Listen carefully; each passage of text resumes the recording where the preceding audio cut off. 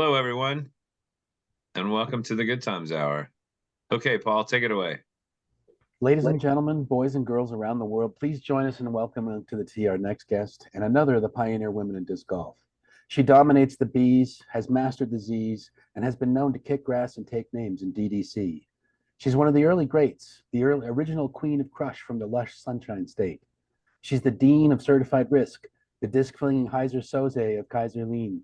She has an MBA from SMU, and you can bet all day she's smarter, more talented, and more graceful than either me or you. She's cerebral and ethereal, and she knows how to win for real, y'all. She's the senior manager at PepsiCo and the main wrangler for Chester the Cheeto and his huge stash of Cheetos. It ain't easy being cheesy, but for this lifetime member of the Wind Riders, throwing the long bombs harder is easy peasy, especially when the breeze is screaming through the trees. Ladies and gentlemen, please welcome to the tee, originally from South Florida, now riding the flow in Plano, Hurricane Tami Pellicane. Thanks so much for that amazing introduction, Paul. I appreciate it. Bunch of Easter eggs in there for you. Thank you so much for inviting me to be here. I've also, it was wonderful. I met up with Mace Band at the Disc Golf Women's Championships, and that was amazing. And then followed that up with seeing him in Arlington at the Arlington Open. Those are the two events that I've done actually recently. And kudos to Tita Ugalde for getting me back involved in the sport and inviting me to be on the panel. I very much appreciate it, as I had stepped back for just a little bit due to some medical and family challenges. So I'd like to introduce my husband, Nick Hart, who's also here. He's been involved in disc golf for a great length of time, over 30 years. He's been on much of this journey with me. And is also very familiar with many of the individuals and tournaments and things that went on 20 and 30 years ago. So he's going to help us out a lot with some of the dates and specifics on this journey. All right, well, let's get right into it, Mace. Well, thanks for joining us. And right off the bat, we'll start with frame.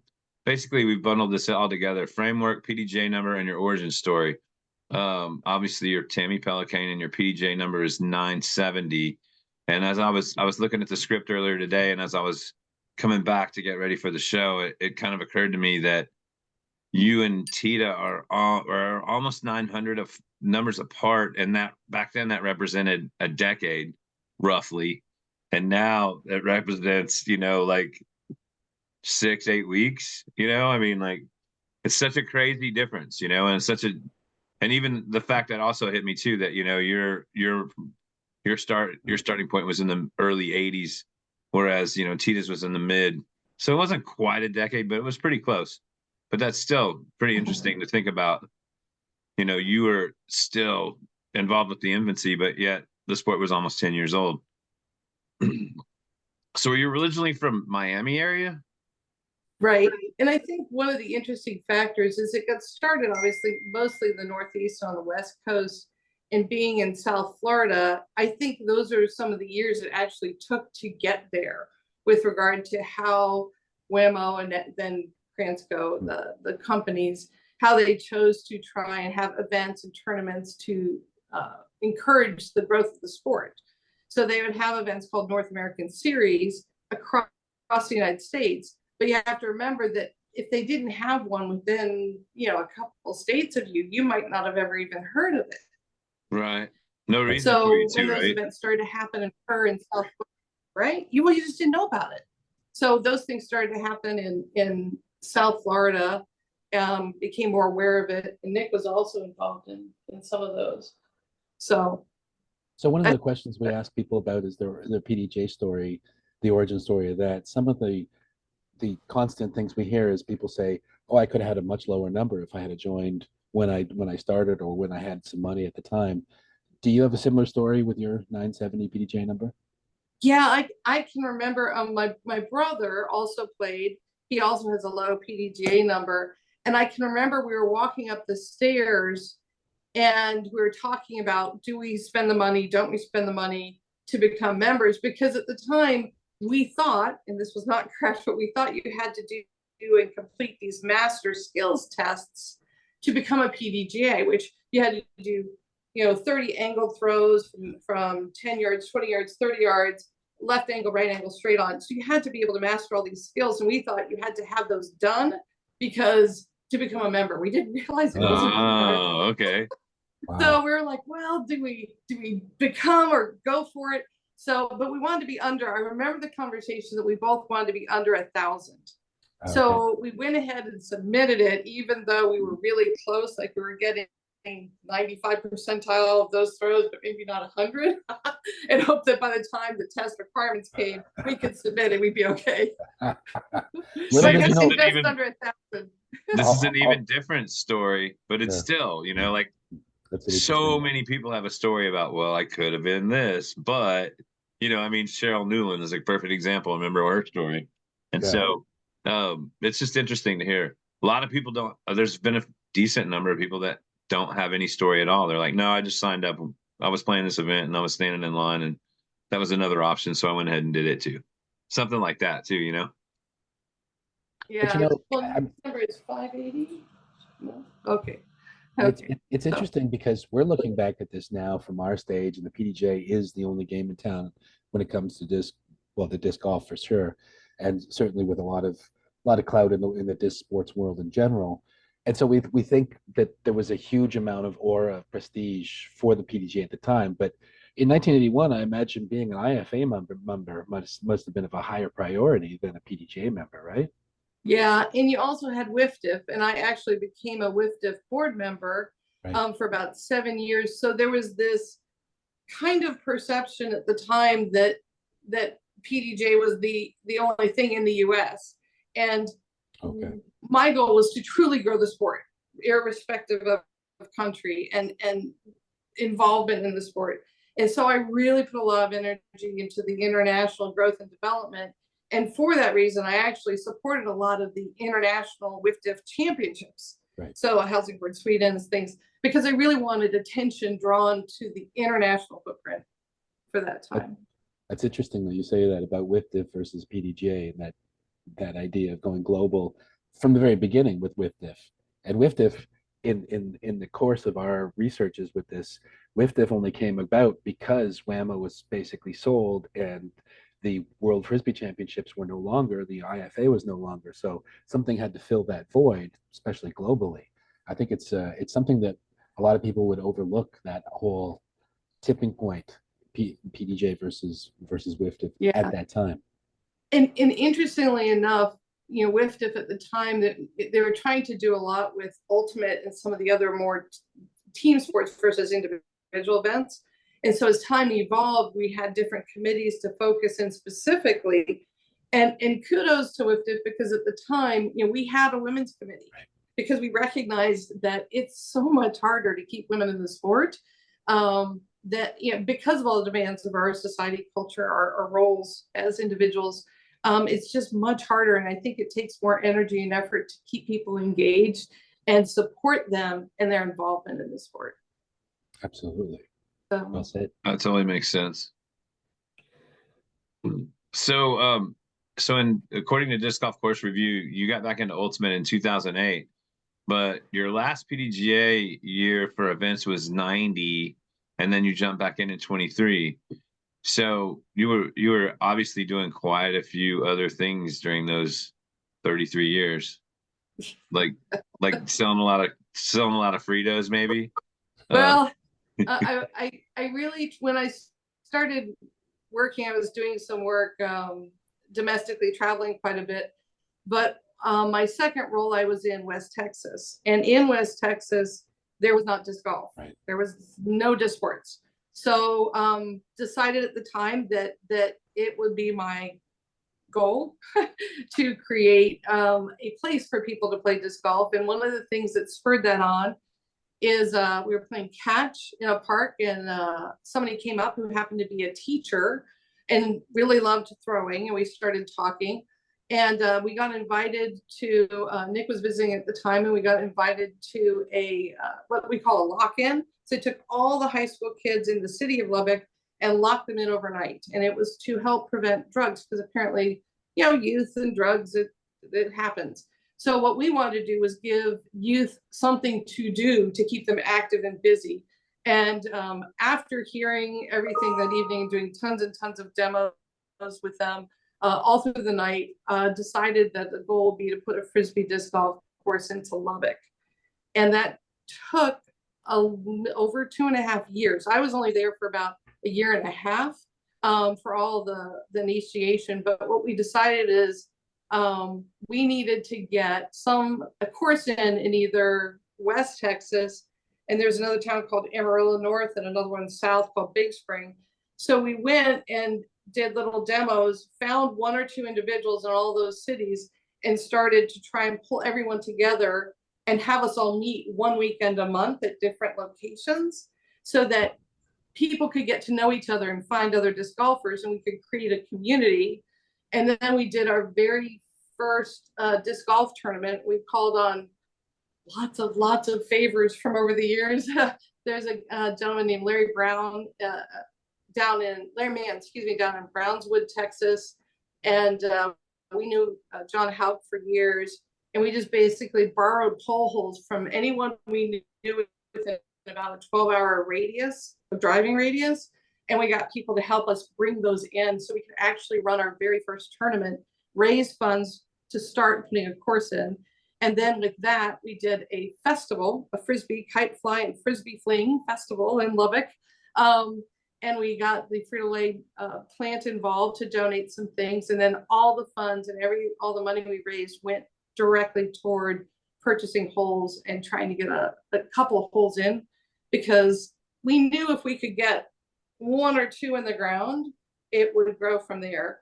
And the Parks and Rec, there was a gentleman named Todd Steelman who was a tremendous help on the journey to get this in, because when we first went and talked to the Parks and Rec people, they thought we were on Planet 10. We're in the middle of West Texas trying to tell them about disc golf and how it's a growing sport. And I remember this was in the late 80s, right? And then they thought, who are these folks from Florida talking about this, right?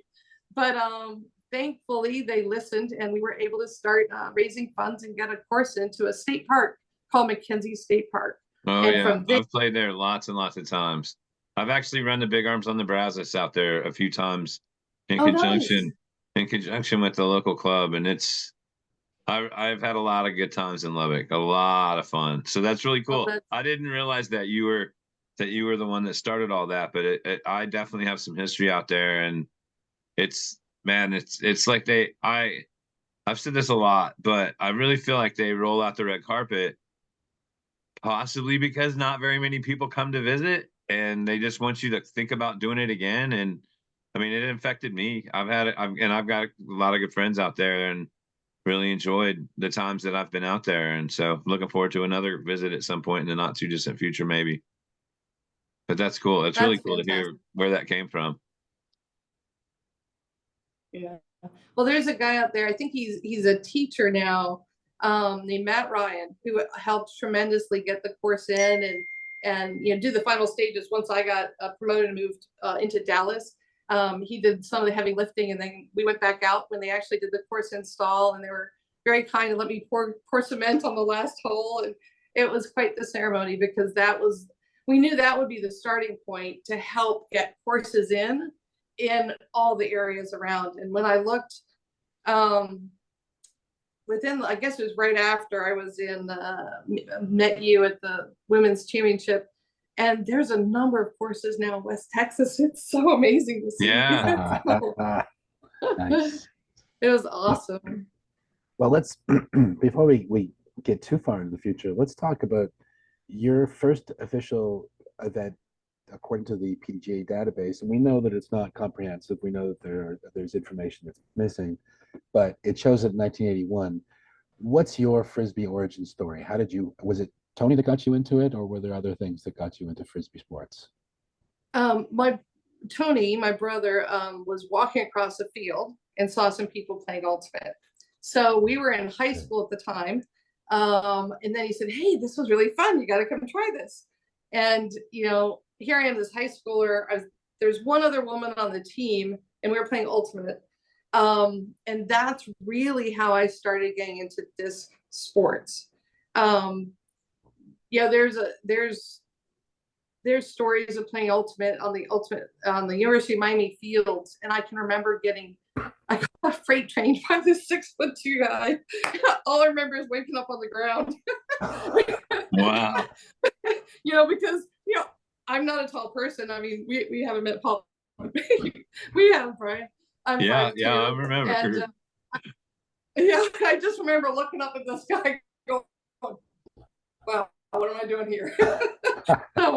But it's been a really interesting journey. The way I actually started competing, I'm not naturally I wasn't at the time a highly competitive person, and I drove to Sarasota with my brother and one other person. And when we get there, he said, if you don't compete, I'm not giving you a ride back.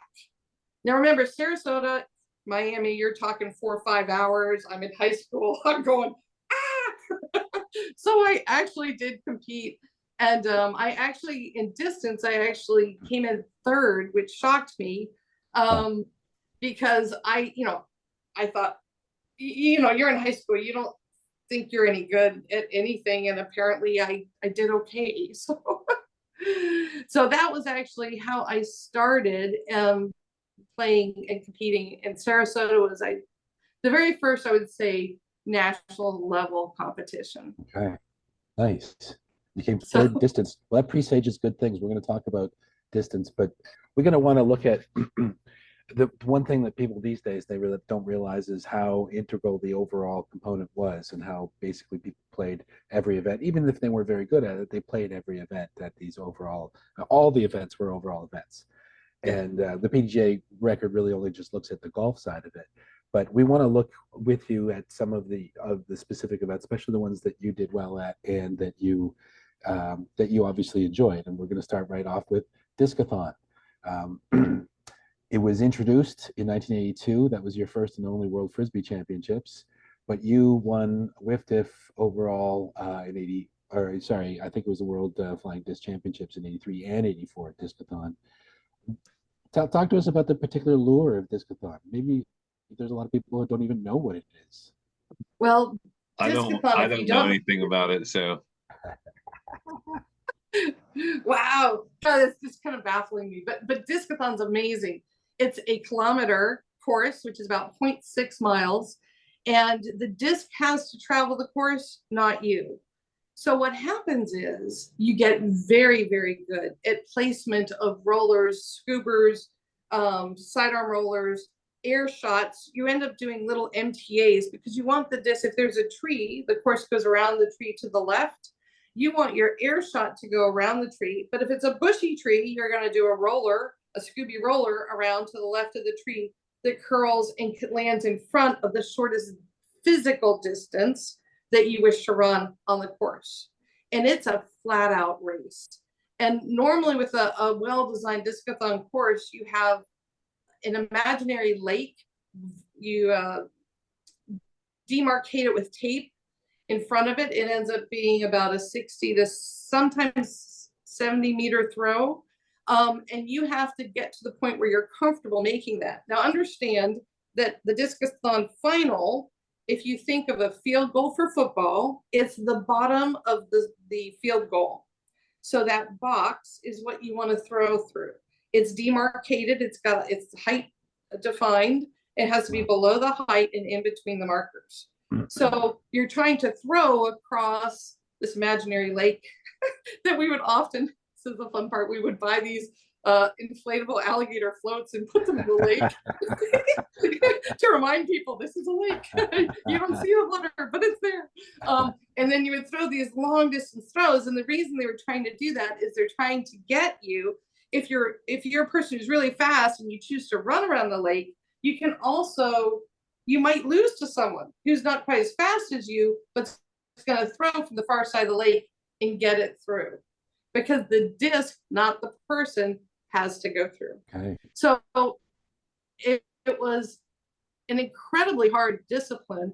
And, I would train specifically for Discathon. I would go do wind sprints 2 and 3 times a week at the track, because one of the keys to Discathon is being able to bend over, grab your disc, and get started really, really fast. And it's very similar to Ultimate from the sense of once you throw the disc, a lot of people will watch where the disc goes.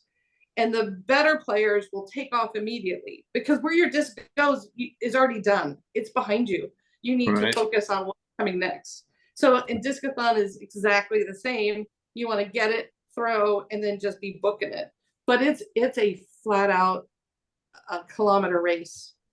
And how, like the discs that were legal for that, was anything on the table, or was it a specific type of disc? There was all light plastic. Yeah, it had to float in water. It was all light plastic. Right. So you really had to understand and be very careful. You had 3 discs. So I should mention that because when you're throwing, you don't have to wait for your disc to land necessarily. It's going to land before you do. And as you run up, you have 2 other discs, one in case one gets caught in a tree. Hopefully it doesn't happen. But you then, as you run up to the disc, you're going to throw, and then you reach down, grab your other disc, and sprint. So it's an exciting game, and you don't probably see it much anymore, but the reality is I always thought it was one of the most exciting games. It wasn't necessarily my favorite because it was so brutally hard. I mean, you're just gasping for air. I mean, because you're putting it all on the line. And it's rigorous, but you had to really think through and map the course ahead of time mentally and go practice like, I want this disc to be right here on a roller. Where do you want your roller to stop? And a lot of people don't think about that. They throw a roller and it just keeps going for disc golf. But in this event, you really want to control the placement so that it minimizes any extra steps. So I was reading the reports from the 1990 U.S. Open, and they were talking about it was record heat for the 3 days, and the discathoners, what I guess the city air was so much more smoggy back then, but the Rothstein was reporting people were basically retching up their lungs from those days. Do you remember that as some of the toughest conditions you ever did at discathon? That was brutal. Yeah. My DDC partner at that event was Barbara Langbuth, and she's Swedish. And Britt Marie Renstrom was also with us, and we would travel together to these events, rent houses together. But I can remember going multiple times, and we bought these massive coolers with ice. So they could just literally put their hands and their heads in the ice to cool them off. One of the things I used to do, being from Florida, is I would go out and run discathon at 2 in the afternoon in the summer in Florida. And I would pretty much be dying on the vine when I was done. But because I did that, it was basically heat conditioning. I was trying to make sure I could handle the heat. And there's a course we used to play in Miami called Tropical Park. It had some nice hills and things, and we'd map out a course there. And I would go run 2 or 3 runs to make sure I could handle the heat, or I was better ready to handle the heat. I mean, I'm not sure anybody could handle the heat that summer, but it was intense. It was brutal. I believe that's the year that the tarmac in Phoenix at the airport, actually, they stopped flights because the tarmac of the flights where the flights landed was not spec'd above that. I think it was 123 degrees, and the tarmac wasn't really spec'd for that hot. And I was like, wow, it was a brutally hot summer. Yeah. Sorry, I digress a little bit. No, please, that's awesome. I mean, that's one of the most interesting things to me when I look back, especially in the 90s, the Worlds. They're held in the middle of August in some of the hottest places, like back-to-back years in Pleasure Island. I don't know how, as someone from the delicate north, even if I was competing at 11 at night, I'd still be done. So yeah. Well, we didn't have things like cooling towels back then. I mean, you might get your towel cold, but all the new technology, quite frankly, of the dry wick and things like that, you didn't have any of that. Sure. You basically, tried to have enough ice near you, around you, for as long as you could, and you tried to hydrate. And then at night, you were just like a limp fish. I mean, it was so hot. It was pretty intense, but it was so fun. I mean, everybody's there. Everybody's in the shade. Everybody kind of emerges from the shade right before they have to compete. You're trying to stay as covered as possible. but we Well, kept coming back, right, year after year that's because it. we loved it. A lot of So, times, if you go through, if you, misery loves company, and when you share a miserable or one of those kind of tough experiences, it bonds people even more together, right? yeah, that's true. But I also remember thinking, my muscles are warmed up. I'm not going to get hurt because I'm really, really warmed up. So here's a benefit of it being this hot. Right? Always try and find something good about this. Well, speaking of hot muscles, Mace, why don't we jump right into distance?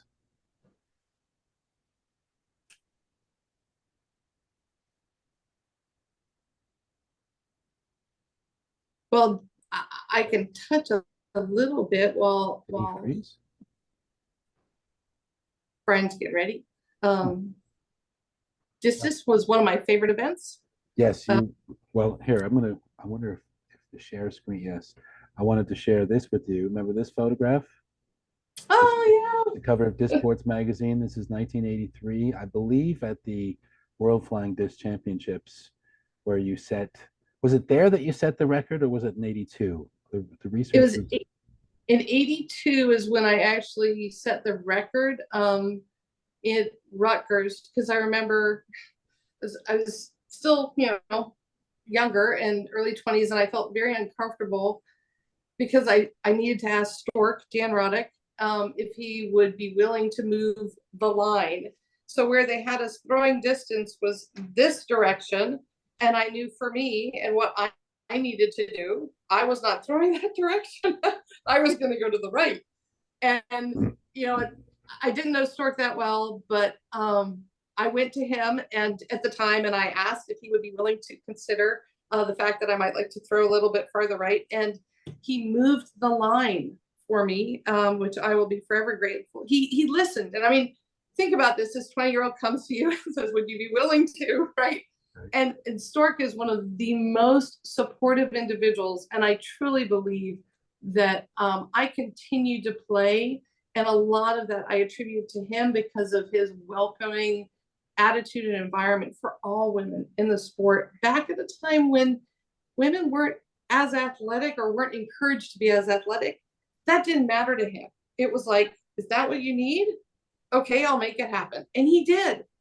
And then I was able to have an excellent throw with that kind of support. well, let me just, knowing that now, this puts it a bit more into the context. This quote from that Frisbee World magazine: Tami Pellicane waited until the last possible moment for her final throw in the distance final. It was the right moment and everything came together. The result was the longest throw by an American woman, breaking the long-standing mark of 86.4 meters. And you're the first North American woman to break the 100-meter mark. And that was without a beveled edge, right? Right. That's Yeah. huge. That was pre-bevel. That's amazing. So, So, okay, so this is when beveled edge first came in 1983. Did you take to that as a distance disc right away, or did you still hold on to yours? honestly, immediately I went to Tim Solinsky was one of the Innova founders, along with Dave Dunapace, Charlie Duval, and Harold Duval. Right. And I went to Tim and talked to him and said, would it be possible to get in the queue? And he was amazingly supportive to get the new discs coming off the line. And Dave and Tim were very supportive. So I was able to get the very first version of arrows. They were called Eagles at the time, the very first generation. Right. And I had and still have a set for throwing and a set for competing. So one of the things back then is we had ice cream canisters. I don't know if this still happens, but you'd go get these ice cream canisters because they were the perfect size for the Eagles and arrows to fit in. And you would often get a cooler, put ice in the cooler, and put your ice cream canister in the middle to keep your plastic hard. And because you're throwing in over 100-degree weather. Wow. So you have these discs, and we felt that they would fly just that much farther. We're talking, the difference of centimeters makes a difference, right? So if that being cold will help you do that a little bit. So we would take these ice cream canisters, and they nicely fit about 8 to 10. So that became the practice round. And then you had a separate canister for competitions. Was That's People- awesome. Was they this always brand like, specific? all this ice cream, and they're like, Was this pardon? brand specific? I mean, around here it kind of matters. Yeah, none of the time. We were just thankful to get them because when you would go to these ice cream stores, they all thought you were trying to get these canisters so you could go make your own ice cream and sell it as their brand. And they were very proprietary. You're like, no, I swear, Right. we want it for my frisbees. So you walk in with these discs and you're like, see, this is how we use them. And once you show them, they were a little more flexible, but you tried to get your connections right. Nice. Did it matter the flavor? Oh no, it was the size. You're looking at the diameter, but Because I would have thought mint chocolate chip would go the furthest. It's just my only opinion. oh yeah. No. Well, Black walnut. I'd Black advocate walnut for sure. cookies and cream, but that didn't exist back then, right? But we had the eagle that we would use, and then the arrow, and then later the phoenix came out, and I did throw phoenixes, but they're so overstable that was a little trickier for me because when I throw with a turnaround, which is the opposite of a discus thrower. As a discus thrower goes one direction, I would go another direction, and I don't see as many people throwing any turnarounds, quite frankly, now. But that's what we would do, and we would do a full spin prior to throwing. And I would sometimes use that in golf, but only where we had a very long first tee with not a lot of trees, because it's much harder to control. Sure. But I would occasionally use that in golf as well if it was a really pretty open throw. Listen, we asked just apropos, it doesn't really have anything to do with distance, but apropos us talking about the 82 World Frisbee Championships in Rutgers, we asked Tita this question, and she was in the group that was behind Hartman Woman. But do you remember this episode for Hartman? Yes, I do. Were you in that foursome waiting on the men? Yes. He wasn't the only one who spent a lot of time in the water there. There was another person from Texas who I won't name because this was a long time ago. And I believe he still plays, but he also spent a bit of time in the water there. But did he save his designer thong underwear from getting wet as well, like Hartman did? Yeah, that I don't know. I think he just left a lot of plastic there. But that was Hartman. That was, he's from Germany. It's not a big deal there. Right? It was pretty funny though. He's like, I'm not wearing my clothes. Hartman, he's a good guy. He was just he's very practical. He likes his plastic and he knew where it goes. So I mean, one of the great things about all those events, the Worlds, especially the World Frisbee Championships and the U.S. Open, was that it attracted so much international and especially European talent. And Hartman was a strong supporter of that for a long time for the overalls. And it's in order for the game to go global, you need to have people who are global. And so it's great to have those events for everybody to get together. We, a bunch of us from Florida, mostly from Florida, formed a team we referred to as Team Bonsai.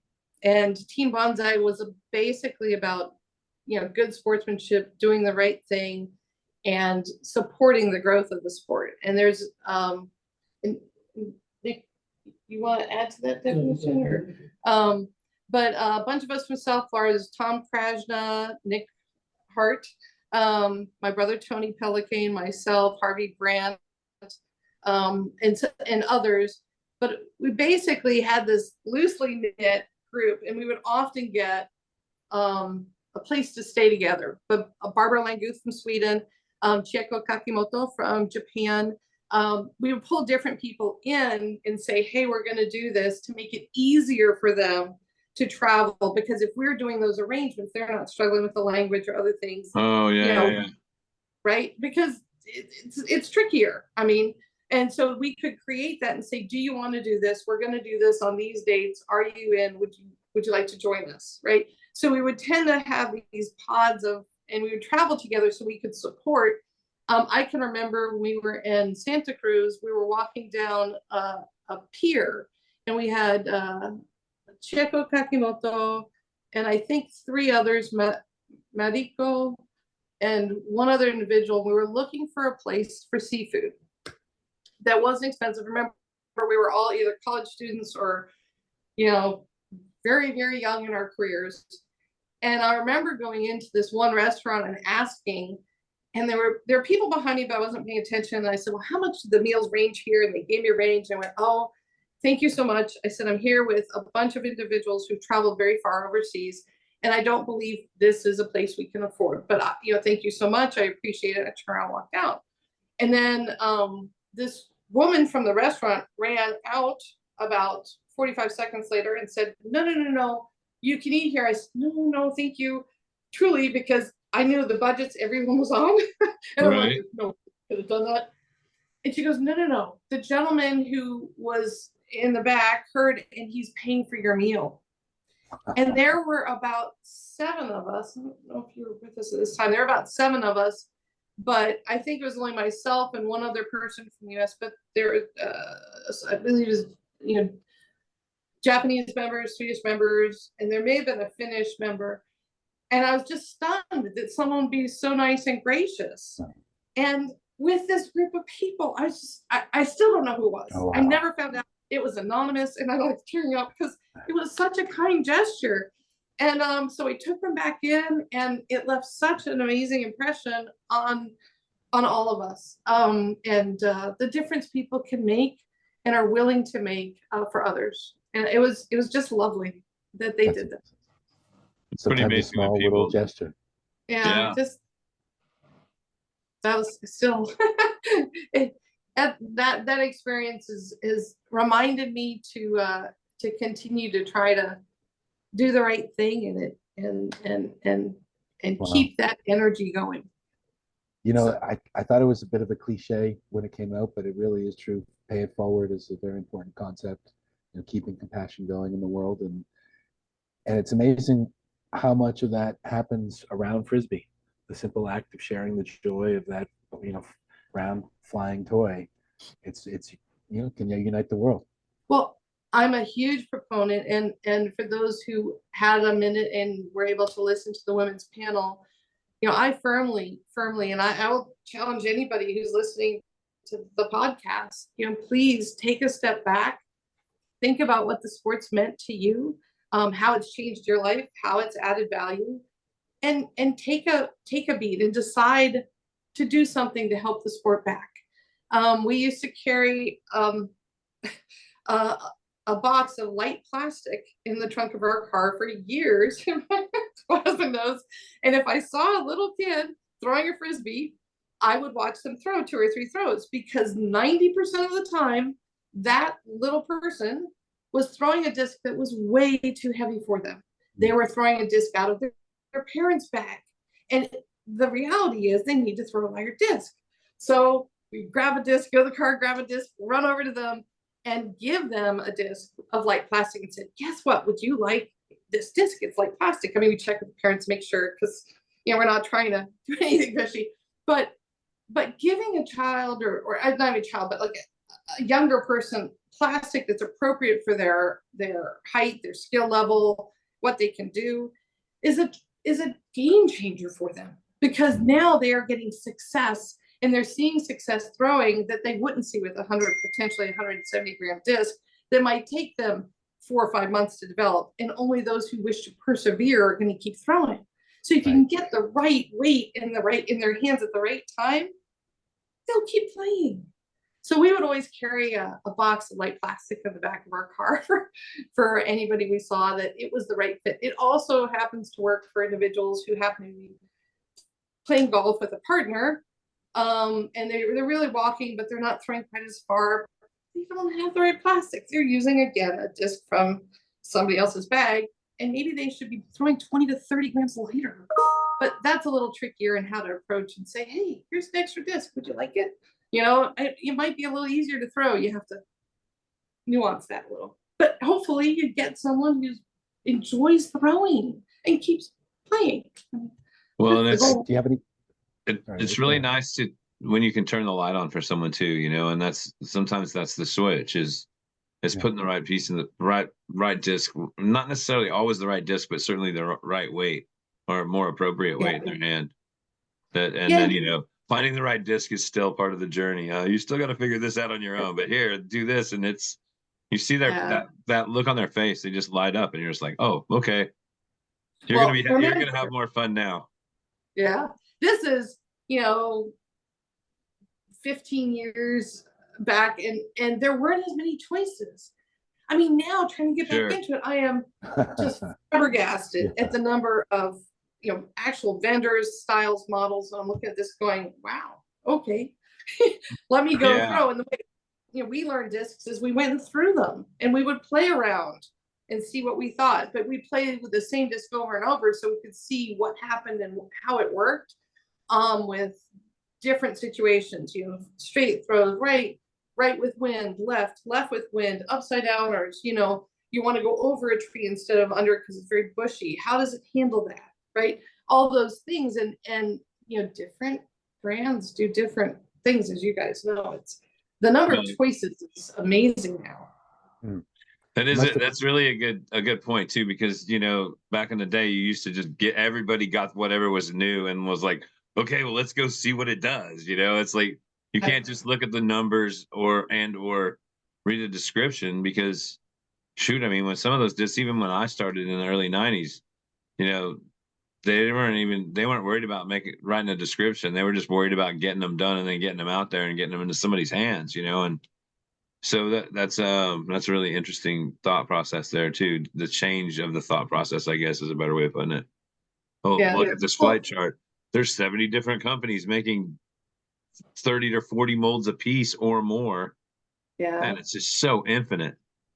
Well, and back when in talking to Dave and Nick, and Dave would play DDC together, so they'd have a lot of conversations in and around discs and disc flight characteristics and all kinds of things. And with that, it's amazing. I always find it fascinating how things evolved, between getting to a beveled edge and then getting to more of a beveled edge, and then broadening the flight plate just so much, and the differences that would yield in a flight path. Just tiny little changes and radically different results and different throwing techniques. So even now I throw some discs that somebody else throws, but because they started with heavy plastic, they have a different technique than I might have because I started with light plastic. And with light plastic, you really have to put a lot of snap on it. So it's really fascinating to watch what they're doing and going, wow, when I throw a disc like that, it does something very different. Because for sure. How, the mechanics you use when you throw.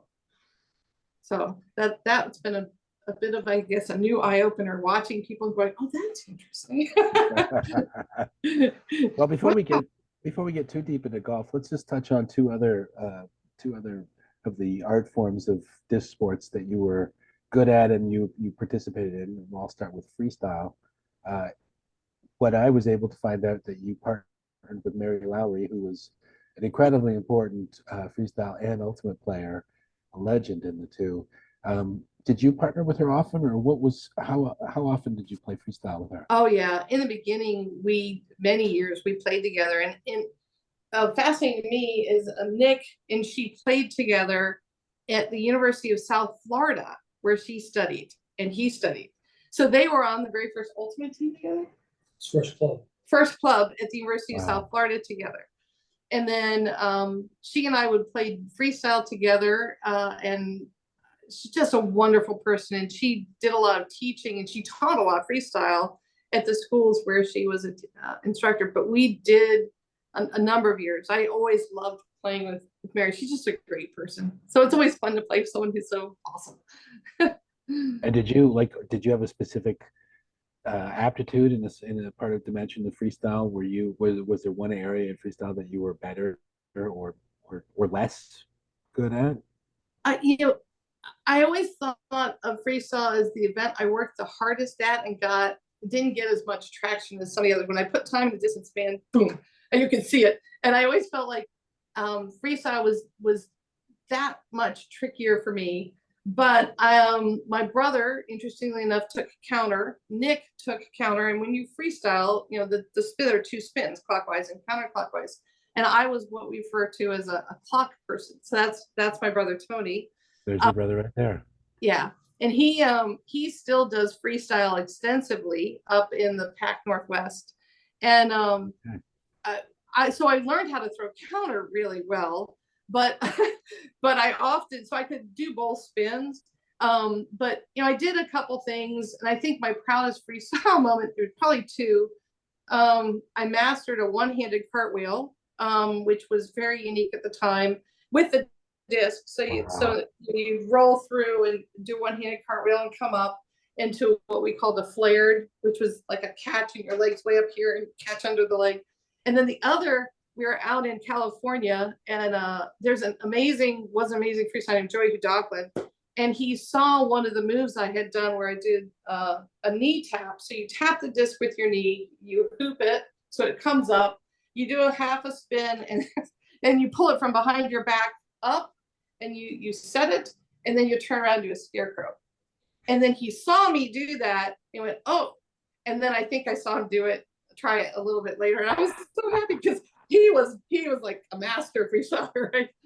And I'd like to give a shout out. There was an individual who, when we were in North Carolina, showed up with nails, and I'm not plugged into the freestyle scene, but he let me have one or two of his nails to freestyle for about 25 or 30 minutes, and it was just a delight, and he just a huge thank you. Was that back in September? It was one of the yeah. Wow. Nice. I couldn't awesome. do it anymore, but it was just a delight, and it was very kind and thoughtful of him. But it was so much fun. It goes back to just bringing it all together. It's very kind of him. Well, it goes back to the whole thing. If you see someone else with a frisbee, they're part of the family. They're all part of the same club. Yeah. It's really kind of amazing. It's such an icebreaker. You can walk up to someone.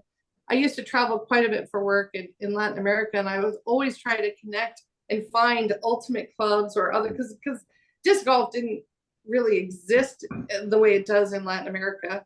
And even now it's still embryonic and growing from what I understand. I was checking out some things lately in Colombia to try and see if a trip there would be supportive.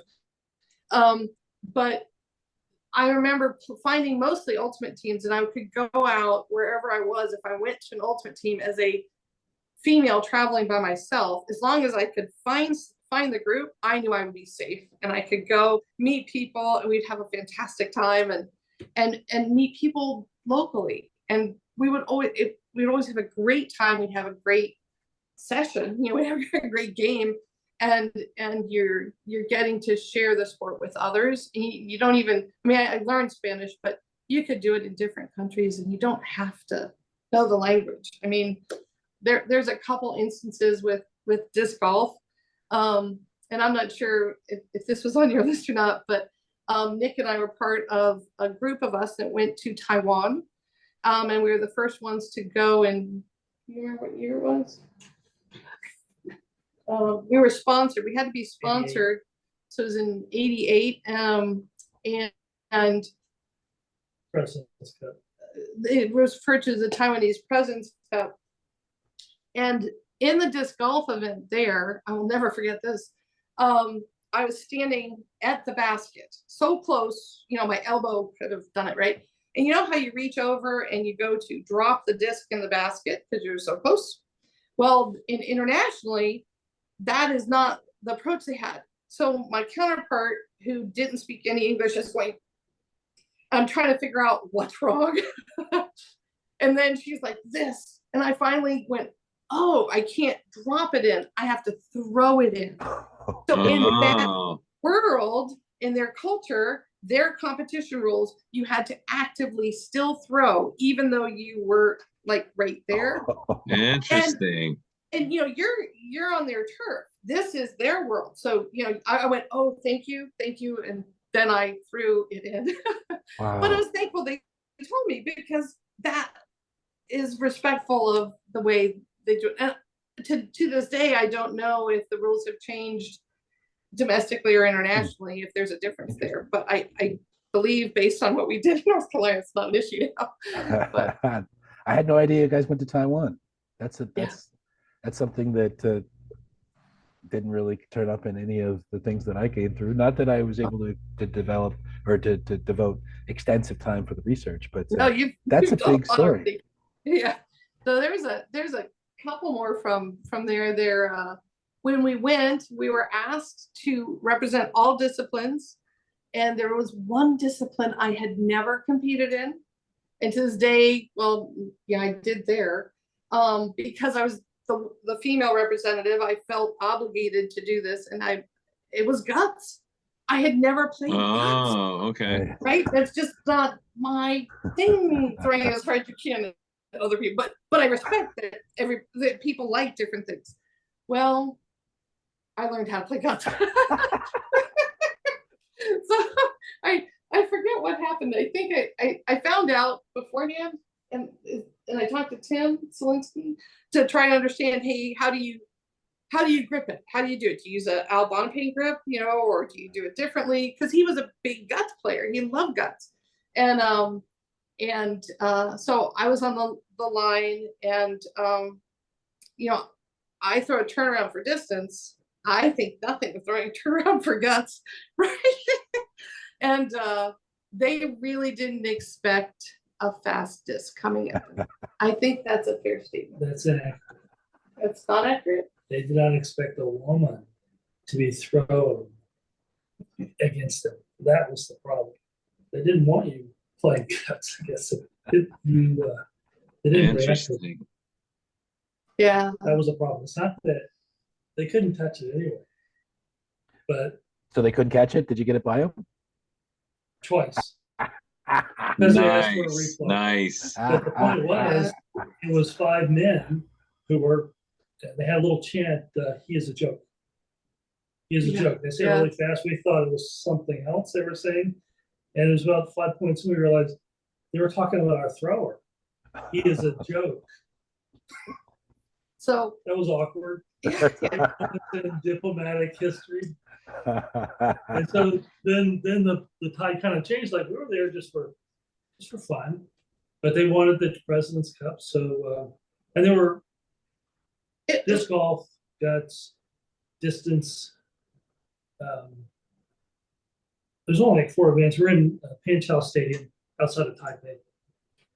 But it was, I think, the first time that a group of people had gone over from the United States. From the U.S. Steve Hubbard was there. And, Steve, Ralph Williamson, John A. Hart, John Harvey, a bunch, just a few. But I, being the female of the group, I really wanted to make sure that they saw a woman playing guts, so that if there's any females in their world, like in their group, that wanted to play, they felt empowered to do so, just because it wasn't something I preferred to practice.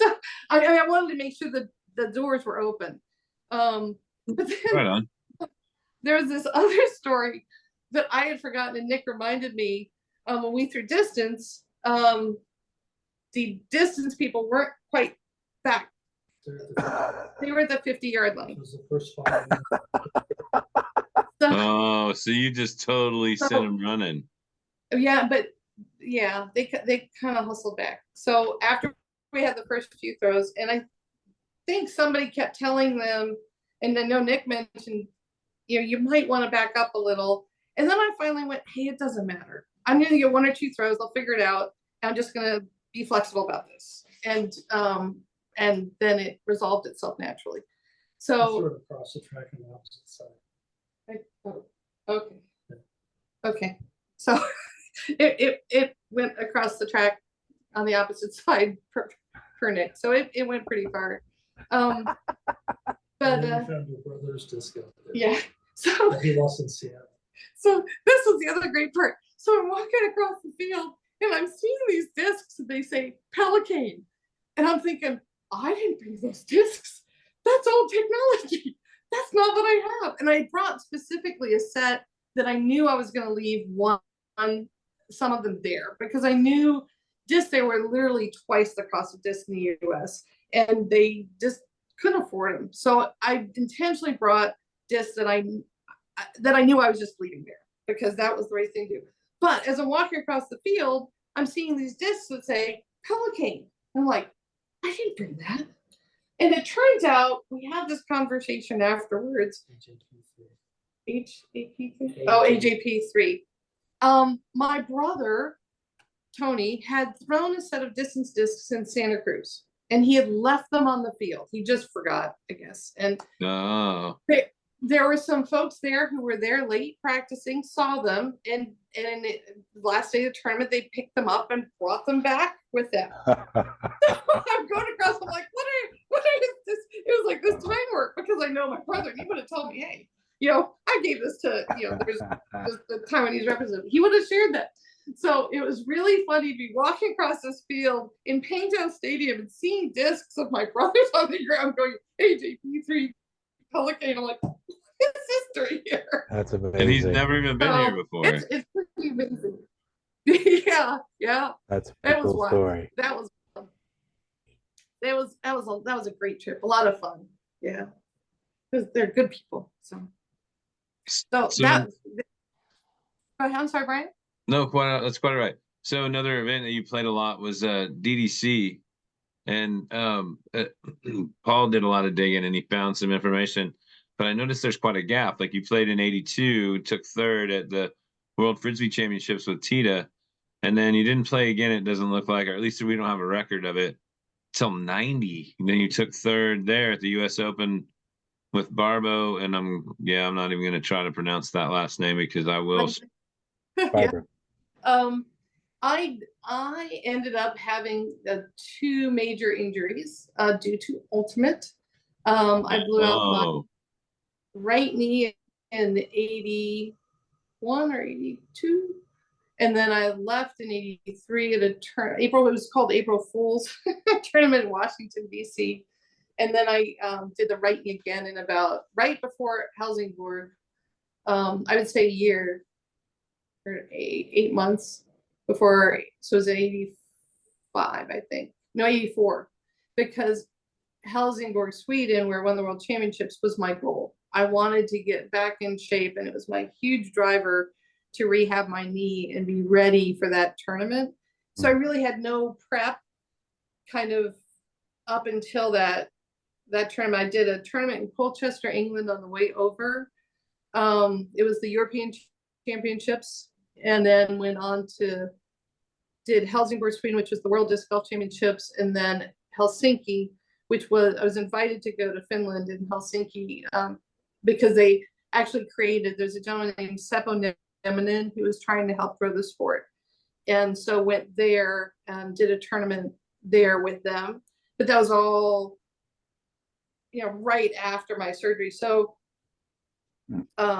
enough time to rehab and get back on the horse, so to speak. But there were a couple of years where I competed, did very well, and then I disappeared from the competition logs.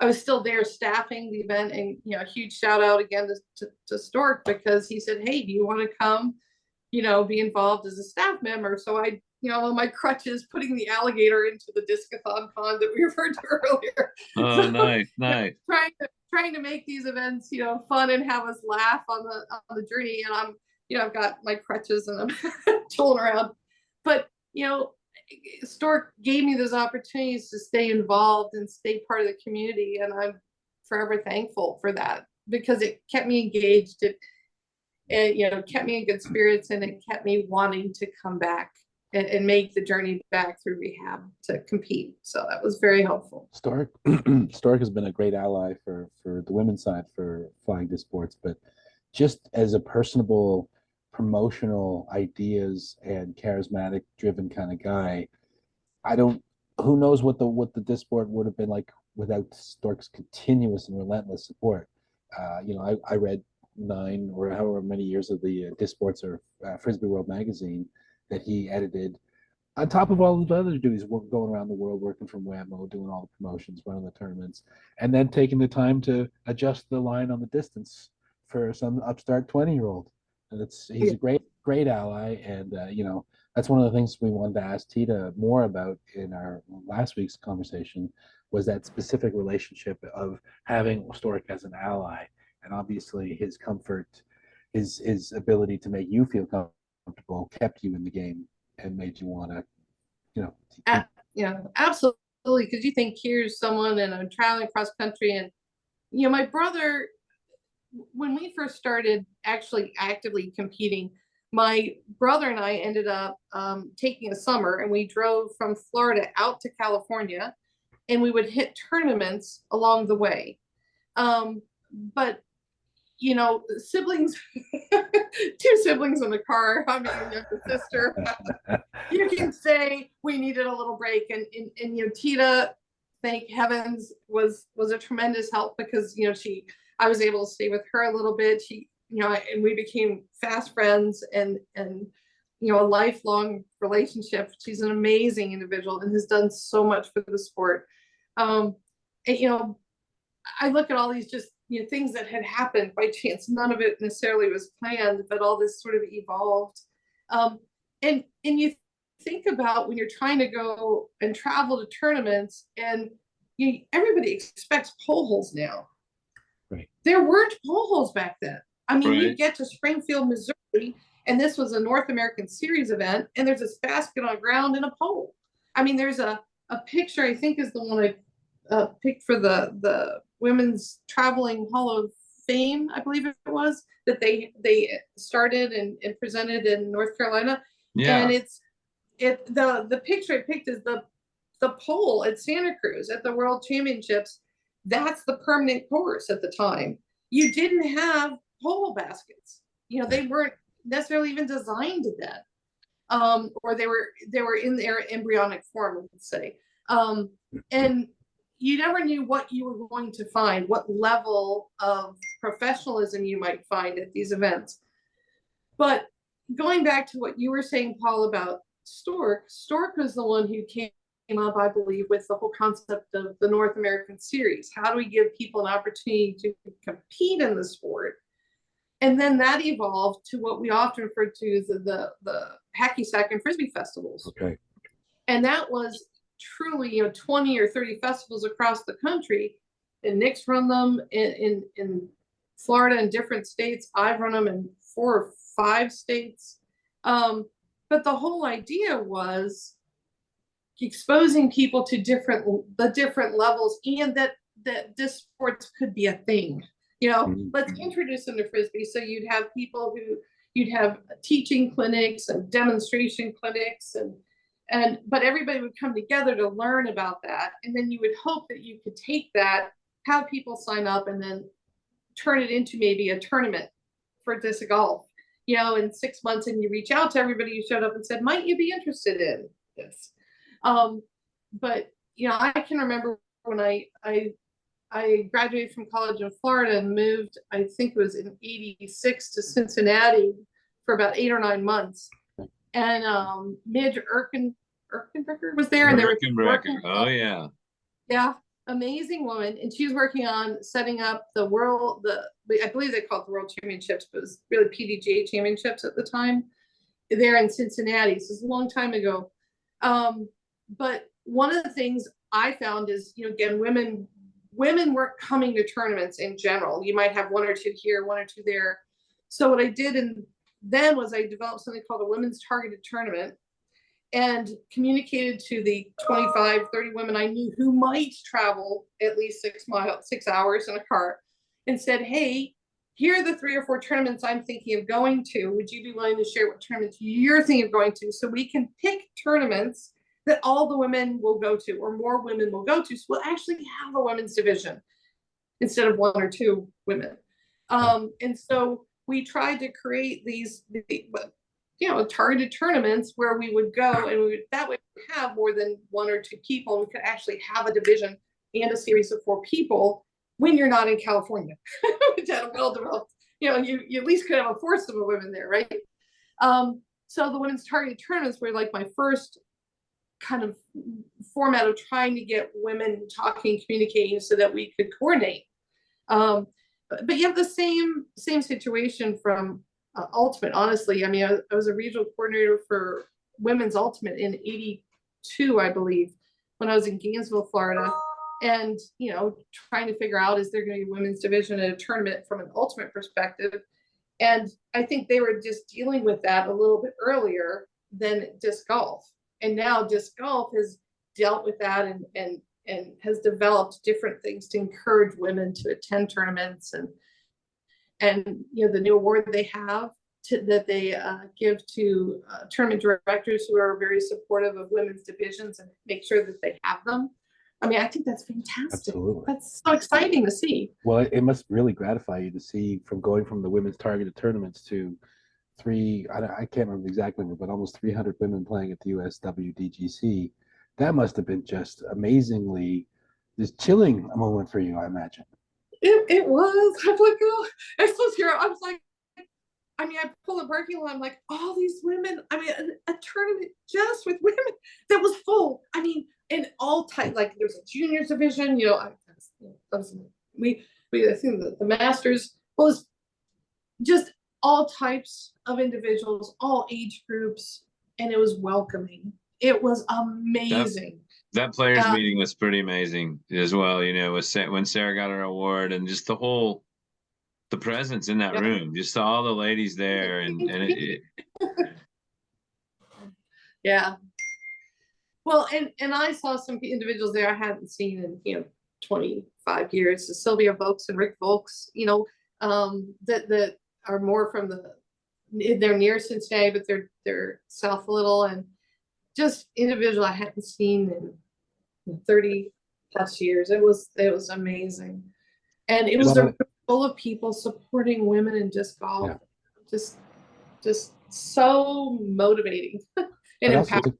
To get that just recognition, the fact that you with the other 4 women up there, just amongst some of the many others, but you 5 getting to be able to stand there and say, yeah, we're the pioneers who helped grow this sport, and we kept the flame going. And now, there are all those people who get to inherit the light and the warmth of that flame that you guys nourished. That's an amazing story what you guys accomplished. Well, my hope is that people can continue to give back to that flame and keep it burning bright. Because it just takes a little bit of effort from a lot of people.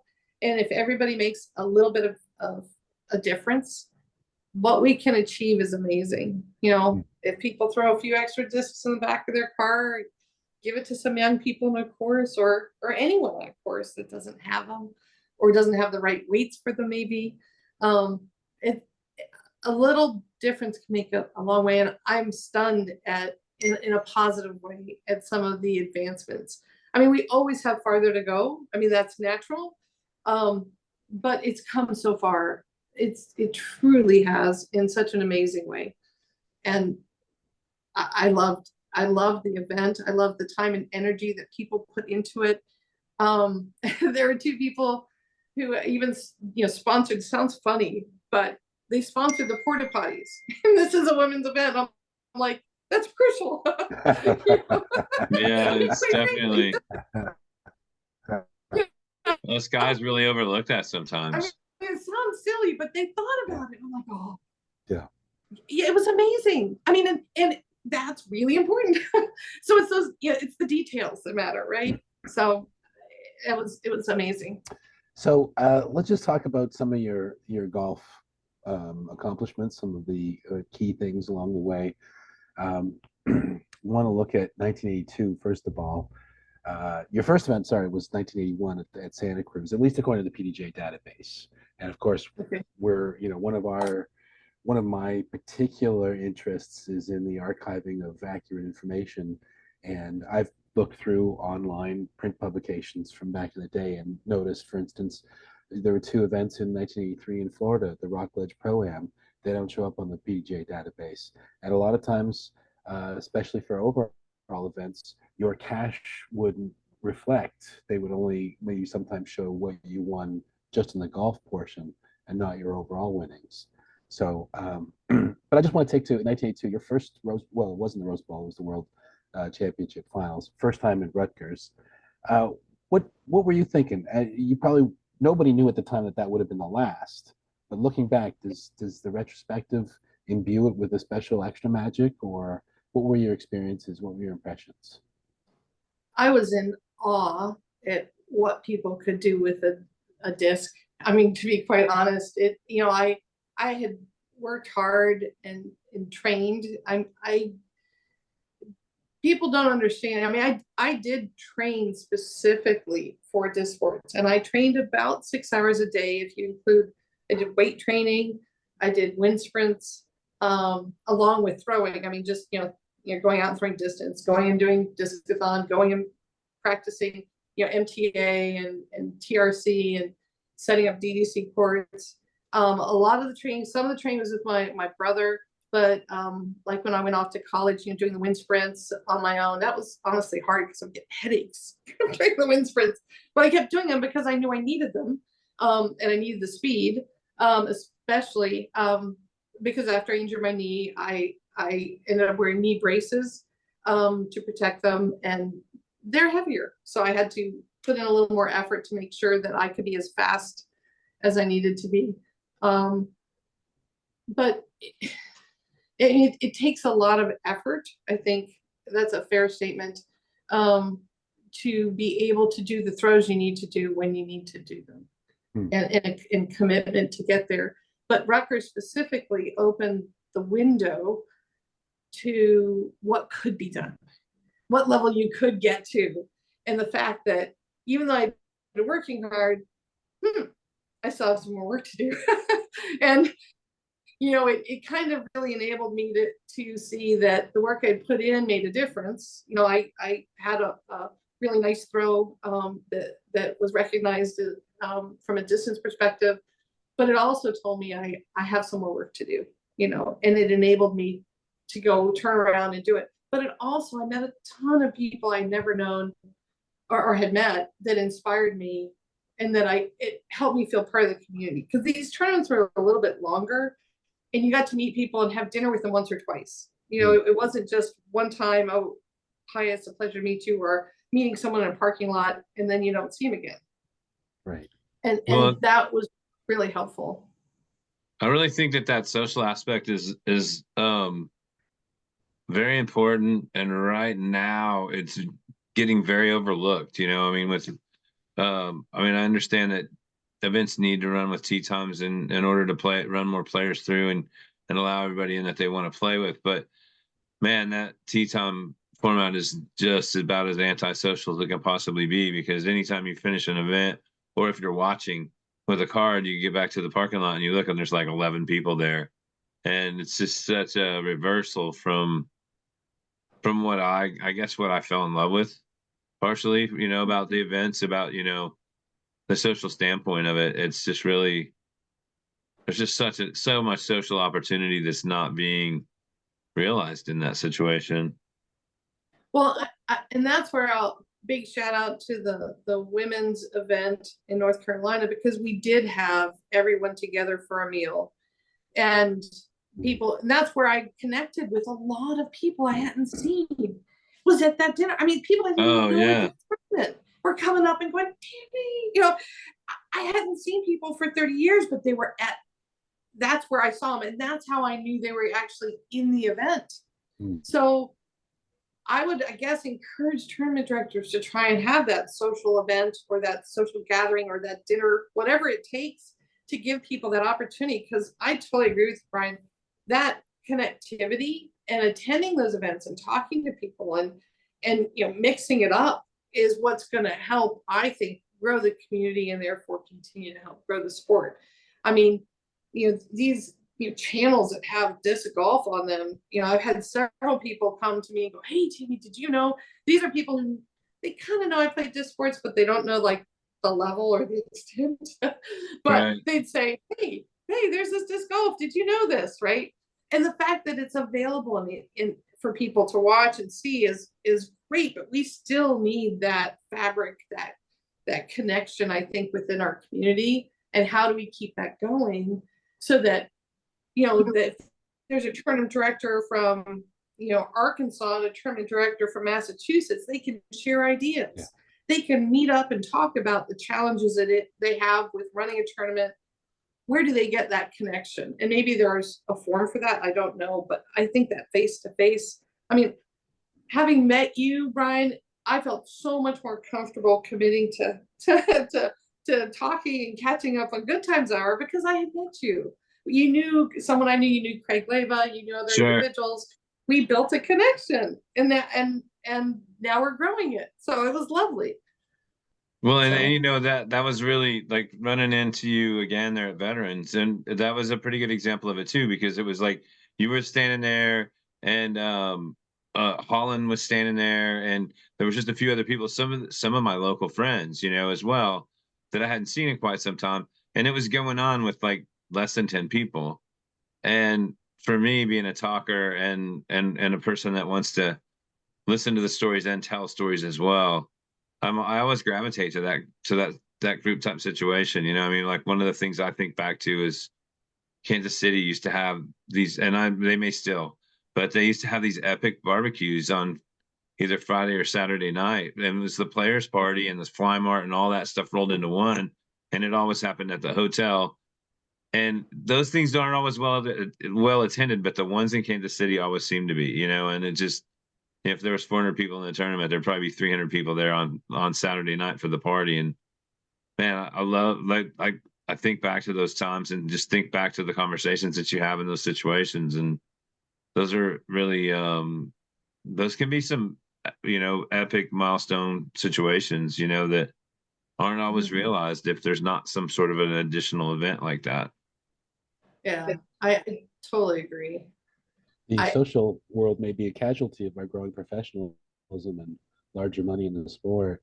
And Mhm. certainly for those of us who remember shotgun tournaments with the players' parties, that's one of the things that, you know, we may remember some specific tales about the throwing, but we remember the social aspect, remember the friendships made, remember some of the jokes and the good times. And in fact, that's how we started this whole thing, Good Times. Mason and I started a party at the 2004 Combined Worlds at Iowa. We hosted just a players party and putting contest in one of the rooms because we wanted a way for, you know, a magnet or a pole around which people could socialize and gather. And you know, that's certainly one of the things we always remember about the sport. I want to ask you about 1983. This was the year that you catch fire. Your first official win according to the PDJ database is the World Flying Disc Championships. You win in golf. That wasn't your first win in a specific event. I think you won your first events, distance and discathon, at the U.S. Open. But let's talk about golf. Okay. You had already established yourself as a distance thrower, already broken the record, but you get your first win at Santa Cruz. How did that feel? And the research on that says Tami Pellicane, quote, won the women's division decisively and dominated the women's division.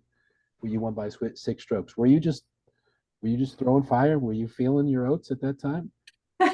I was thrilled. I put a lot of work in on my throws, and I had actually put a lot of work also in on the mental part of the game, which a lot of people, you know, have different opinions on. And I had read several books, and one of the ones that I was really trying hard to do was I worry a lot about where am I at with relation to, or I had with others, because I think that's natural.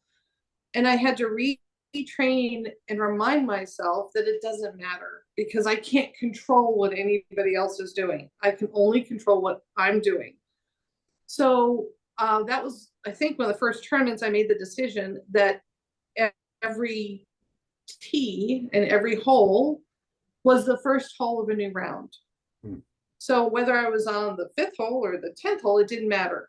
In my head and walking up to tee, this is the first hole of the next 18, and threw it like that. And I can remember people asking, I played with this a little bit, this concept a little bit with La Mirada.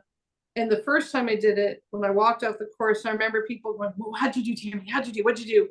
I truly didn't know because I had committed myself. I had no clue. That's so hard to do that. So hard to separate yourself from what you're doing overall in that situation, you know? And it took a lot of practice, and I have to be very candid and tell you I am off the rails because I wasn't able to do this as easily in North Carolina. but I'm not even sure I could do it there, but I'll relearn it, so that's okay. But I remember working hard on that piece of it and feeling like everything just came together. That one round, I felt like in La Mirada, I just remember it because I felt like I was on fire in that round. I don't remember if it was a course record or not, but it probably was for women. But you know, that one round I feel like was the beginning of what I was able to do in 83, where I was able to just come through and continue to build on something, to give me enough of a lead where I could try things and feel safe in trying something I thought I could do. And that if it didn't work and it cost me a stroke, it wasn't a risk factor. I could still try it and it'd be okay. Because that's what I could control. That's a pretty remarkable. I mean, people talk about having to have a short memory, but you've reoriented that idea and looking forward rather than looking backward. I like that. Every next hole is a fresh start for an 18.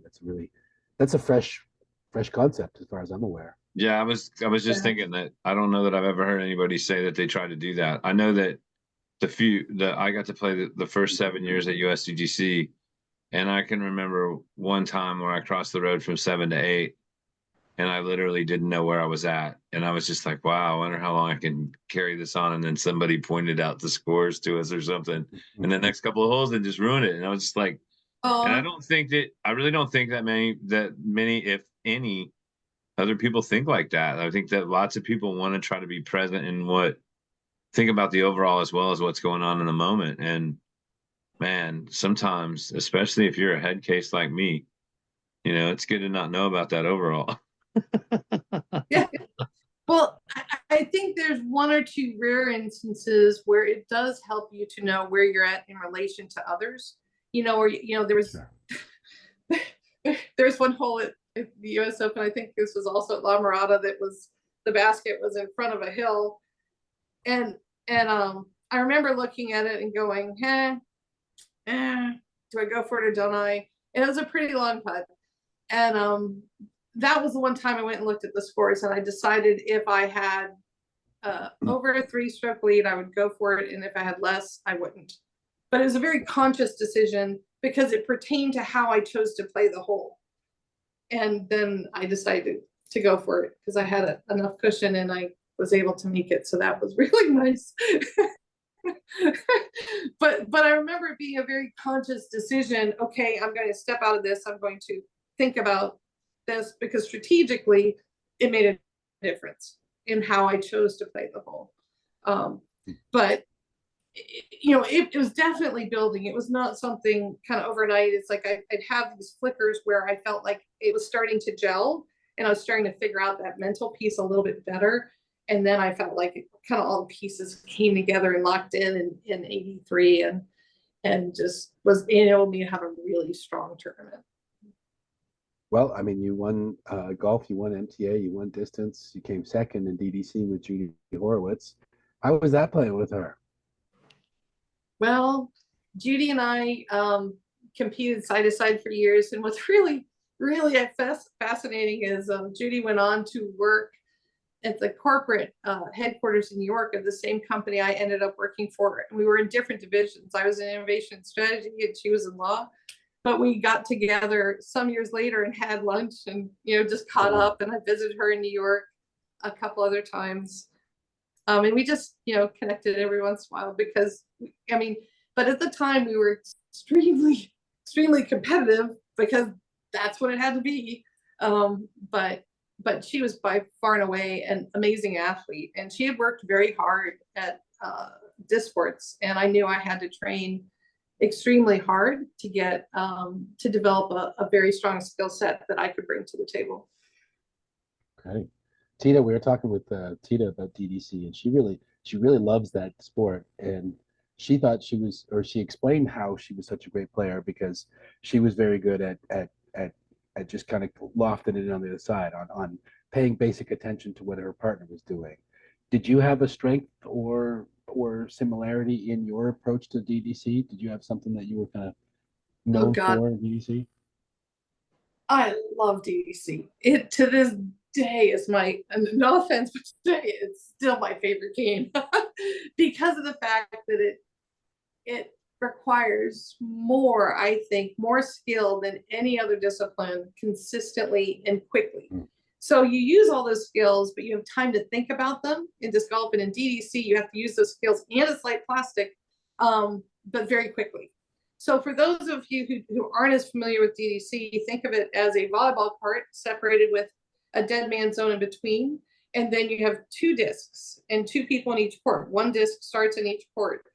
And your goal is to try and get both discs in one court at the same time. So one person may throw a lofty throw, and then the other team will try and throw a lofting throw. Then this team catches and throws a burner. So you're trying to put a double situation. And trying to get out of those is one of the hardest things. And you have to tip the first one, and then your teammate hopefully will catch the other one and throw it quickly. And in the meantime, you're watching the disc you tipped, hopefully still spinning, hover down to you and catch. And then, so you're never touching the 2 discs, and then you try and present a double to the opposing team. And it's like you're on fire the whole time when you play DDC. Wow. Because you can't even blink, or you're gonna, you know, something will happen and you'll lose the point. It is just so fast paced, but it required so many skills with regard to knowing which spin they threw. So how are you going to tip the disc based on if it was a counter or clock throw, so that it would have the right leveling effect? Because, you know, if you tip a disc at an angle, it's going to come down faster. If you tip a disc flat, it's going to float and hover down more. It gives you more time, and the difference of a half a second is all you need. So there were a lot of nuances to the game that make it very tricky. But, you know, I would have to say throwing, you know, air shots, moon shots that would go out the court. And a lot of people, if you're not paying attention, would think it's overthrown. But the disc is so high that it literally kind of pops up and floats backwards down into the court.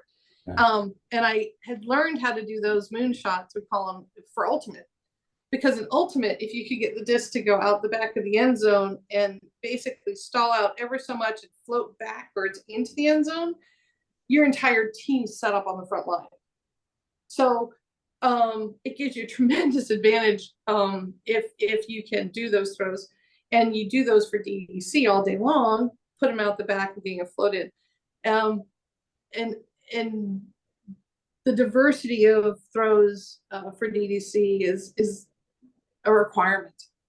And you have to be able to throw burner shots into the court that get right over the line. And all those things, I think, lead up to having literally almost any throw in your, what I call your tool arsenal for disc golf. Yeah, like we were playing at Veterans Open, and I have to admit I'm extremely rusty. So I found myself in a few situations that were more tenuous, and yeah, trying to get out of trees and under areas that I should never have been in, but I was. Okay, there we go.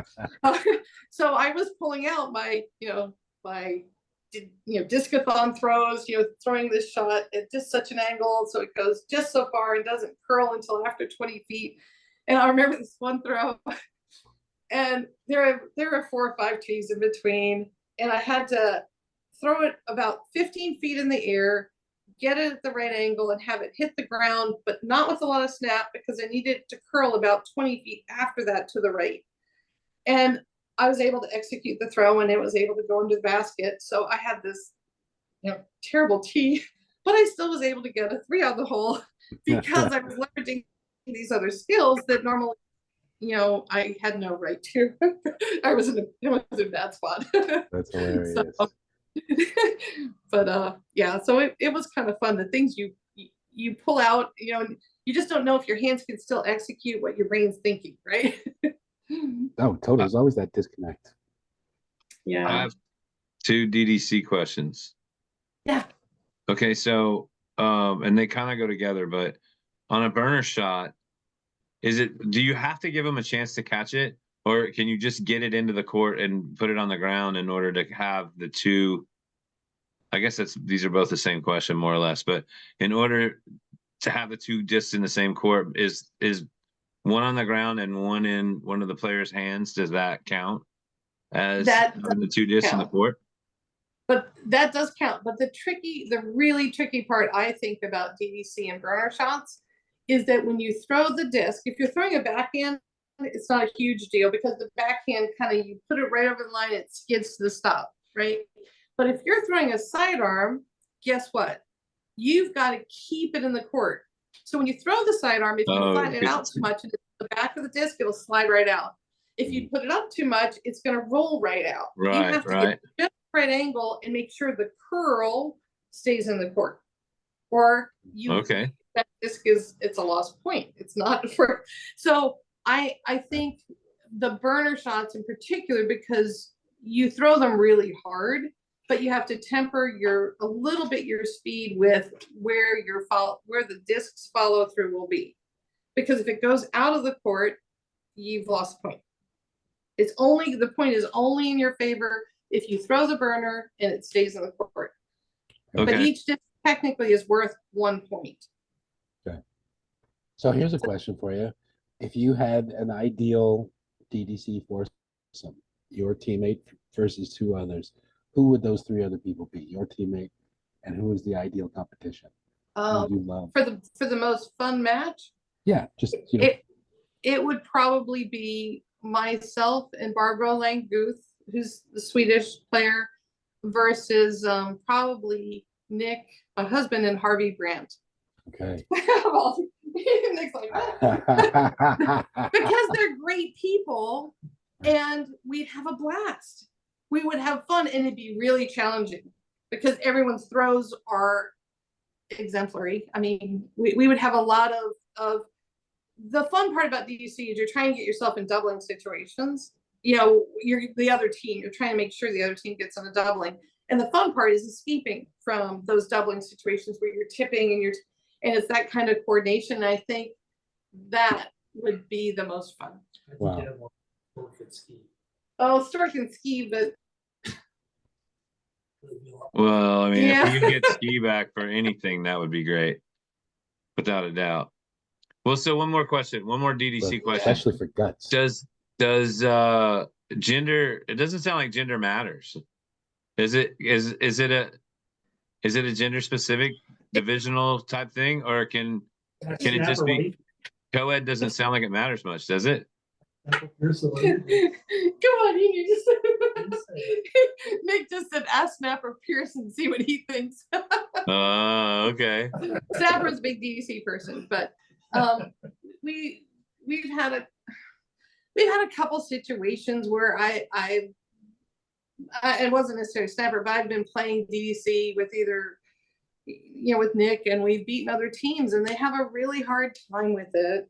They really listen to the ladies. Yeah.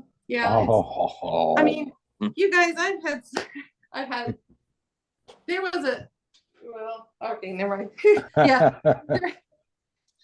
There were people when there's a Texas State Championship that I registered to throw distance, and I registered in the open division because the women had stopped coming to tournaments if they knew I was registering in the women's division because they felt like they weren't going to win money to pay for their travel expenses. So I get it. And my whole goal is to develop the sport and encourage women to come and participate. So I started to compete a little bit in the open and the Texas State Championships. And then John Rappenhauk and Nick told me that when a couple individuals found out, they walked off the court and they didn't compete in distance when they found out I was going to compete in distance. A couple men in the open division. So it's like I can't win for losing, but it's never my intent always to encourage everyone to play and participate. And it was honestly very, very hard. One of the reasons I kind of stopped playing locally and only played larger national international tournaments because I wanted to develop the sport in the state of Texas when I moved here, and I was doing the exact opposite, and that was heartbreaking, honestly, to me, because of a lot of the energy I've already put in to try and grow the sport in other areas. So, well, before we let you go, and this has been just a wonderful hour and a half of just going down memory lane and hearing some great stories. But I found this on a post. It was a chat thread somewhere, and I can't remember. I don't know if it was a Reddit or a disc golf course review. But there's someone, obviously someone who knows you from the Lubbock days, who said he basically called you the Climo of women's disc golf in the early days. And it was in '88 that you and Nick Hart put on the tournament in Lubbock. This person took baskets there to help. Now, this is where it's interesting, and this is what I want to ask you about. Tammy and I used to bet milkshakes on rounds at tournaments. The old days. How many milkshakes did you have to end up buying, and how many did you get for free with bets on this person? Oh, I don't remember what the ratio is, but I think I got the better end of that deal. You can't lose with milkshakes either way, that's for sure. No, but that person drove, I believe, 7 hours or 8 hours one way to bring baskets to us to help us with getting disc golf started. We had so many people who really stepped up to bring baskets, loan us baskets to help us get that going. And we are forever indebted in the fact that, now there's people playing all over West Texas. And it's, before there was not a single pole hole for 400 or 500 miles. So it's pretty exciting. So, but thank you. Yeah, this has been amazing.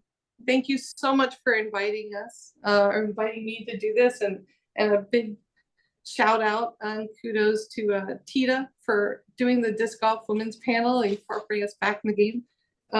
It's an amazing journey, and I can't tell you how much I love this sport and how it's changed my life.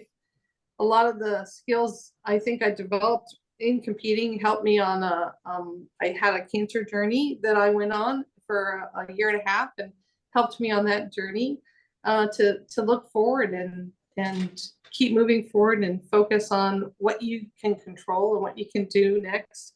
So I would just really encourage everyone to think about what they're going to do in 2024 to make a difference and help grow the sport, make it even better than what it is today. Because it's an amazing gift in our lives, I think. An amazing group of people. I wouldn't have met without a doubt. Right? So yeah, without a doubt. I mean, it's such a, there's not too many groups of people. At least by my perception, I think we're really lucky to have found this group of people, all of us, for a variety of different reasons. But just the inclusiveness, and everything, really, I mean, I found that very similar group of people in the glass community as well. And but that was 20 plus years apart before I stumbled onto that. So I just wonder, I hope that other folks in their lives find something similar, but I feel really lucky to have found it myself as well, Yeah, absolutely. Yeah. Well, listen, before we let you go, our next guest is Sue Horn, and one quick perusal of the PDJ database shows that at the IFC in Rutgers, she was also there too. She took third in the golf, you took seventh. Do you have any Sue Horn stories or memories or impressions you want us to share with her for the next show? I don't remember that Sue specifically, or Sue's stories from Rutgers, but I have an Oak Cliff Sue Horn story, which goes way back out to the West Coast. And she was playing out at Oak Cliff when we went out there one time. Oak Grove. I'm sorry. Oak Grove. Yeah. Okay. Oak Grove. I apologize. Oak Cliff is South Oak Cliff's Dallas. local here. Yeah. And Oak Grove is near JPL, Jet Propulsion Laboratories on the West Coast. It's also, I believe, the oldest disc golf course in the United States. Right. And I was out there, and this was many, many years ago, but she was out there playing and saw me and came up and introduced herself and, talked with me for a little while. I was pretty young. I was probably 19 or 18 at the time. This is what I called back in the Lacey Park days, when we used to go to Lacey Park and play EDC with Scott Zimmerman and Harvey Duvall and Tim Slinsky. But Sue was so gracious and so kind, and she didn't know me from Adam. She didn't know I played before. I had no clue. She just came up and was like, "Hey, how you doing today?" And she was just so kind. And asked me if I knew the course, if she wanted me to show her, if she wanted me to have the course shown to me. And she was just so natural, and I am forever indebted. And then we got to hang out together a lot in North Carolina, and I was so thrilled that she's playing and active, and we had the best of time. And she's one of the big reasons that I'm very excited to stay reconnected. Wow. Okay. That's And awesome. Right. real Well, quick, and that's just a great flashback that, you know, from yeah, from your early days to now. And yeah, that was that. Man, there's just so many cool things about that event. I can only imagine what it was like for you. I just was there for a day. So it was stellar, just stellar. Um, I did want to share one other thing. I don't know if you guys have seen a lot of Frisbee pie tins. Have you? Not too The many. original Frisbee pie Oh, there we tins? go. Can you see it? I can't. Kind of. It's not showing up There you well. go. Oh, oh, wow. nice. Look at Yeah, that. yeah. See how it Frisbees. says Frisbee pies? This is one of the original Frisbee pie tins where Frisbee got its name. And this is courtesy. My brother gave this to me a few years back as a Christmas present. Nice. So is that easier to see? Never mind. That thing's It's- really I that's think in if you great tilt it shape down. too, you know. yeah, I'm not sure. But anyway, so this is There you go. the Frisbee pie tin where it all started. So Nice. Now, my question, because I'm always thinking from my stomach, is I wonder what flavor of pie was in that one. Yeah. oh, you know, it doesn't say. Maybe key lime? No, that's Key our lime, favorite. that'd be perfect for a Mm. Floridian. Well, listen, honestly, Tami, thank you so much. You've been very gracious with your time and your attention, your energy. And Nick, thanks for being there as well, for being a sounding board. We would like to talk to you. Hopefully, we could put you on the schedule sometime. But until then, we'll definitely stay in touch. But we want to thank you, Tami, from the bottom of our hearts for everything you've done for the game and for everything you've done for Good Times here. Thank you. Well, Yeah, we got to get Paul, around in the spring Brian. too. Once this crazy cold weather passes. Oh, I'd love to go throw sometime. But Definitely. Paul and Brian, thank you so much for making me feel included and giving me this opportunity to share some of the history.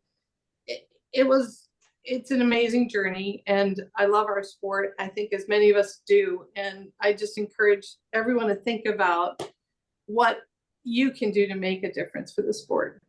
Thank you so much for inviting us to be on board. Right on. Thanks for stopping by. Lead by example. Thank you. Appreciate it. All right.